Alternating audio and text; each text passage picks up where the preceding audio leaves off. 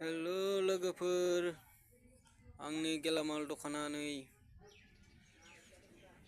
आंनि गेलामाल दखानाव थावनिफ्राय लानानै गासैबो जाग्रा लोंग्रा फुनग्रा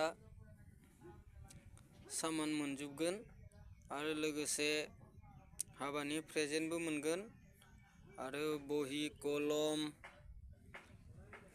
थालिर आपेल आंगुर धारा संग्राय खादा हांसो जोबग्रा फुल हासिब आरो लोगोसे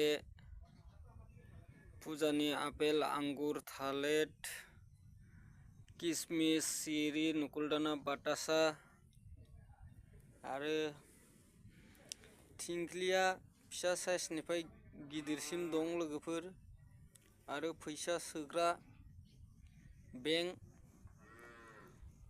बेंक माने थिंख्लि बेखौबो मोनगोन।